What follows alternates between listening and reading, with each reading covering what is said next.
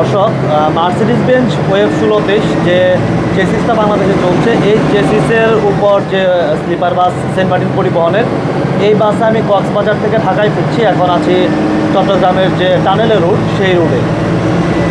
আর এই বাসের চালক হিসেবে আছেন আলামিন ভাই।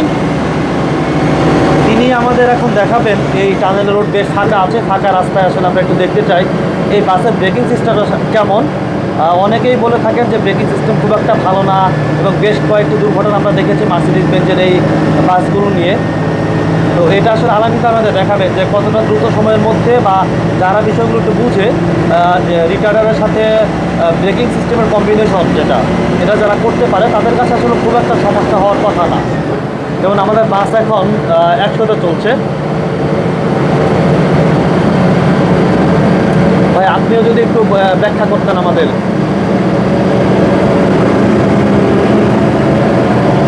এই যে 1 2 3 4 5টা টান দিয়ে আমি ছেড়ে দিয়েছি 100 গতিতে। আপনার মোবাইলে অবশ্যই সেকেন্ড উঠতেছে। এই যে 10-এ জনাইব না, তো রিডারটা গিয়ারে থাকা অবস্থায় ছেড়ে দিব। এই যে দেখেন, গাড়ি একটা ধাক্কা দিব, এই যে ধাক্কা দিছে, এই যে আমি নিউট্রাল করে দিছি। আমার রিডারে গাড়ি জমে ফেলে গেছে, একদম জমে আছে। আপনার মোবাইলে অবশ্যই 15 সেকেন্ডের মধ্যে আমরা দেখলাম, 15 সেকেন্ডের মধ্যে গাড়ি মোটামুটি জমে গেল, একদম জিরোতে অবস্থা, ঠিক আছে। তো আসলে বিষয়টা হয়েছে কি, আপনি এখানে এটা দেন 1 2 3 4 5, 5টা ঘাট আপনি আস্তে কইরা 5টা ঘাট টান দিয়া, যখন আপনি ব্রেকটা এই 5টা ঘাট যখন টাইনা দিবেন, আপনার ব্রেকে পাড়াতে দিতেই না, গাড়ি অটোমেটিক ওই চলকের হালে মানে গাড়ি জমা যাইব। তাহলে এই যে এত দুর্ঘটনা হওয়ার কারণ, বা হচ্ছে ব্রেকিং সিস্টেম নিয়ে এত প্রশ্ন ওঠার কারণটা আসলে কি? আসলে এটা কারণ হইল গিয়া, আমরা তো সবাই ড্রাইভার, এটা বলতে গেলে আবার বিষয়টা খারাপও দেখা যায়। অনেক ভাই হয়তো আমার উপরে রাগ হইতে পারে।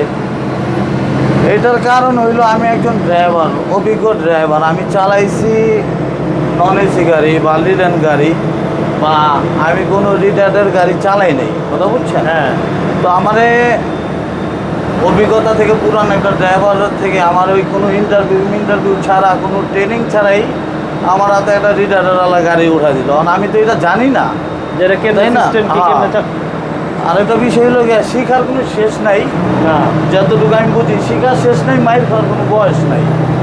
তো এইটাই হলো গিয়া, ওই লজ্জায় হয়তো অনেক সিনিয়র ড্রাইভার হাতেও মার্সিডিজ গাড়ি মাইর খেয়েছে আমরা দেখছি, বা লজ্জায় সে জিনিসটা জানতে চায় নাই, তার ওইটা আগ্রহ হয় নাই জানার, কথা বুঝছেন? এরকম কিছু একটা বিষয় আছে আমাদের পুরান বা সিনিয়র ড্রাইভারদের মধ্যে, হয়তো বা অনেকে রাগ হবে। তবে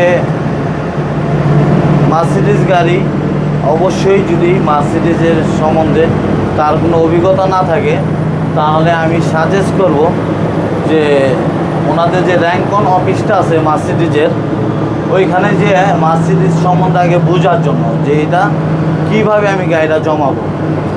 মার্সিডিজের সার্ভিস ব্রেক, আপনি যদি শুধু সার্ভিস ব্রেক করেন, আপনি সার্ভিস ব্রেক তো পাবেন না। কারণ আপনার সার্ভিস ব্রেক আছে লোকে 100%-এর মধ্যে 40%। সার্ভিস ব্রেক 40% হলো 100%-এর মধ্যে। আপনি একটা গাড়ি 110-এ বা 100 বা 80-তেই টানেন, আপনি 80-তে টাই না, আপনি 40% ব্রেকে কি আদৌ গাড়িটা থামানো সম্ভব? এটা অনেক কঠিন, আমার মনে হয় না সম্ভব।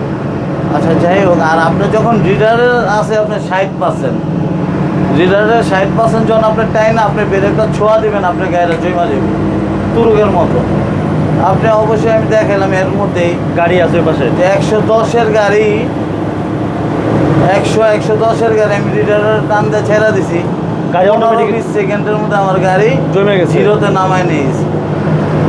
আর এটা যদি আমি নিউট্রাল করে ছেড়ে রাখি, 2-4-5 কিলো আমার গাড়ি চলে যাব। রিডারের থাকার কারণে 15-20 সেকেন্ডে আমার গাড়ি একদম জিরোতে নিয়ে এসেছে। এইটাই হলো মার্সিডিজের বিশেষত্বটা, ভালো দিকটা। আমি হুন্ডাই গাড়িও চালাইছি, তবে হুন্ডাই আমি বেশি দিন চালাই নাই, মাত্র 6 হুন্ডাই চালাইছি। হুন্ডাই রিডারও সুন্দর, কিন্তু হুন্ডাই রিডারতে এটা আমার তো মনে অনেক ফাস্ট, এটা অনেক বেশি। আচ্ছা, আমার তো মনে হয় এটা, কারণ আমি তো মার্সিডিজ এটা বেশি দিন হয় না চালাইতেছি। আমি এই মার্সিডিজ এটা এই গ্যাসে রোজারিদের থেকে শুরু করছি। এতটুকুর মধ্যে আমার যতটুকু অভিজ্ঞতা ছিল এতটুকু আপনার মানে সাথে share আপনার করলাম। অভিজ্ঞতা বলে যে রিটার্ডার প্লাস হচ্ছে সার্ভিস ব্রেক, মানে মূল যে ব্রেক, দুইটার কম্বিনেশনে এই গাড়িটা চালাইতে হবে। হ্যাঁ, অবশ্যই আপনার গাড়ি জমাইতে চাইলে, ইমার্জেন্সি করতে চাইলে আপনি রিডারার খেলাইতেই। রিডারার যদি আপনি না টানেন আর রিডারার যদি আপনি না খেলেন তাহলে আপনি এই গাড়ি জমাইতে এই গাড়ি জমানো কঠিন। হ্যাঁ, খুবই কঠিন। আপনি সার্ভিস ব্রেক নাই তো, আপনি সার্ভিস ব্রেক পাড়া দিবেন, আপনি ড্রাম গরম হয়ে যাইব, ব্রেক সব পুরা গন্ধ বেড়ে যাব, কি মাগার আপনার গাড়ি ব্রেক হইব না। আর আপনি রিডারার টাইম আপনি ব্রেক করবেন, আপনি সার্ভিস ব্রেক পাড়া দেয় প্যান্ডেলটা আবাইতে হবে না, ছোঁয়া দিবেন ঘুরে আঙ্গুল দিয়া, আপনার গাড়ি জমা যাবে। এটা মূল কাজ হচ্ছে রিটার্ডার। হ্যাঁ, এটা মূল ব্রেকটাই আমি ধরি রিডারার, কারণ এটা টানা ছাড়া আপনার এটা ব্রেক হয় না তো। মার্সিডিজ ব্রেক করতে হলে আপনার রিডারার টানতেই হইব।